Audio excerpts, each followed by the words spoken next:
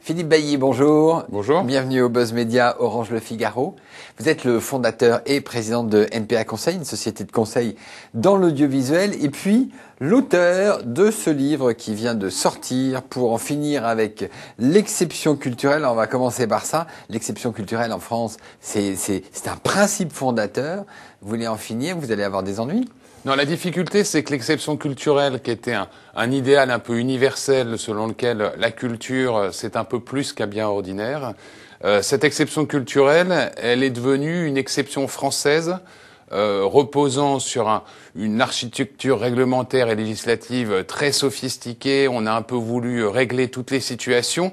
Ça fonctionnait dans le monde ancien, celui dans lequel chaque marché... Avec l'arrivée des réseaux sociaux, vous dites que la ligne Maginot est totalement contournée. Aujourd'hui, on est dans ce que j'appelle la société de l'écran, c'est-à-dire une société dans laquelle il y a des écrans de toute nature, ordinateurs, smartphones, téléviseurs évidemment, maintenant les tablettes.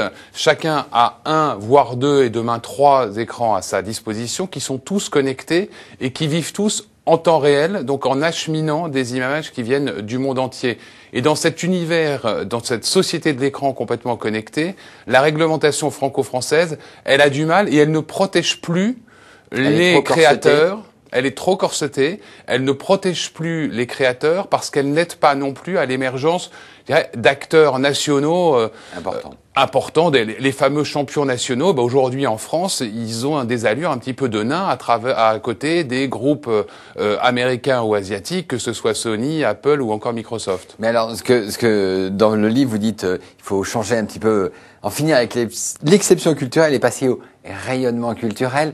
Mais grosso modo, on lit entre les lignes que c'en est fini de l'artisanat. Il faut faire un peu de l'industrialisation de la culture et ne plus en avoir honte, c'est ça?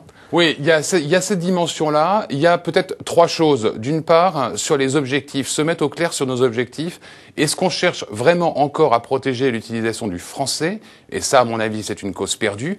Ou est-ce qu'on cherche à promouvoir les créateurs français et les industries culturelles françaises? Là, il y a des choses intéressantes à faire. Deuxième chose, c'est effectivement alléger, faire respirer réellement la réglementation pour aider les acteurs à émerger et à se développer. Troisième chose, considérer qu'il y a un certain nombre de sujets, des distorsions de fiscalité, des distorsions dans la compréhension du droit d'auteur qui se sont installées en Europe et qu'aujourd'hui, il y a beaucoup de sujets, là aussi, dans le domaine de la culture, sur lequel il faut repenser la politique européenne et sans doute aller vers davantage d'intégration. Puis peut-être dernière chose, et c'est après tout l'essentiel, revenir vers les créateurs, c'est-à-dire pas simplement se préoccuper de faire des gros pipelines financiers, des mécanos sophistiqués, mais aussi simplement revenir vers les créateurs et vers l'accompagnement, par exemple, à l'écriture, au développement. Alors c'est un sujet dont on va pouvoir parler demain. Il y a le colloque NPA Le Figaro autour de l'année numérique, la numérique année zéro. Alors il y a un débat à propos des projets des politiques pour l'économie numérique et les politiques sont très attachés à l'exception culturelle. Est-ce que vous pensez que ça va être un sujet des présidentielles 2012 ?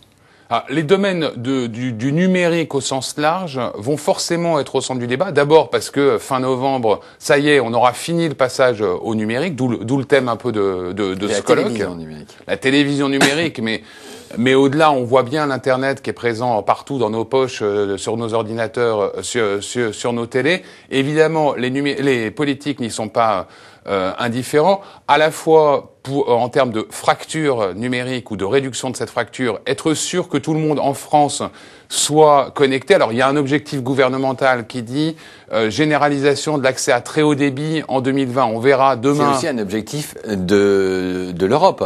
Absolument, on verra demain si c'est réaliste, si réellement on peut y croire. On a interrogé ou on a invité à la fois des parlementaires de l'UMP, Franck Riester, du centre, Madame Morin-Desailly, et puis le secrétaire national à la communication du PS, Patrick Bloch. Donc on va leur parler effectivement à la fois de cet univers tout connecté. On va parler effectivement des bons moyens et des meilleurs moyens de protéger la création demain. Et il y a un débat ces jours-ci autour notamment du financement du compte de soutien, donc ce qui alimente la production. Et puis plus globalement, effectivement, cet idéal de l'exception culturelle, comment est-ce que les politiques aujourd'hui le vivent à l'aube donc du premier quinquennat totalement numérique? Et alors, on vous le dit, fin novembre, ça va être une grande date dans l'histoire de la télévision française, c'est-à-dire qu'on éteint la bonne vieille télévision analogique, on passe au tout numérique pour l'ensemble des Français. Est-ce que c'est un changement important? Est-ce qu'on bascule dans l'ère de la télé connectée? D'abord, première chose, il y a encore 6 ans, la norme pour les Français, c'était de recevoir 5 chaînes. À partir de la fin novembre, ça y est, tout le monde en aura au moins 20 sur son téléviseur. On a vu que le CSA, bientôt 26. Voilà, avait lancé un appel à candidature pour créer 6 chaînes supplémentaires. Et aussitôt, le village d'Astérix s'anime à nouveau.